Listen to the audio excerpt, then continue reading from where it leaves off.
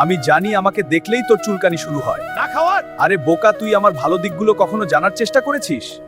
জানলে তুইও অবাক হবি। বাঙ্গি পানিশূন্যতা দূর করতে ওস্তাদ। গরমের সময় শরীরকে হাইড্রেট রাখে। রমজানে বাঙ্গি খাওয়া শরীরের জন্য উত্তম। আমার ভিতরে ভিটামিন ও খনিজ উপাদানে ঠাসা। ভিটামিন এ, যা চোখের জ্যোতির জন্য খুব ভালো।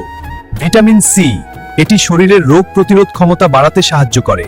পটাশিয়াম, রক্তচাপ নিয়ন্ত্রণে রাখতে সাহায্য করে। আমি খাবার হজম হতে সাহায্য করি।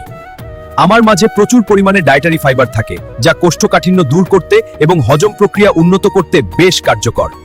বাঙ্গিতে থাকা অ্যান্টিঅক্সিডেন্ট ত্বককে ভেতর থেকে পরিষ্কার রাখে এবং ত্বকের উজ্জ্বলতা বাড়াতে সাহায্য করে। একটি ছোট টিপস, অনেকে বাঙ্গি খেতে পছন্দ করেন না, কারণ এটি খুব বেশি মিষ্টি হয় না।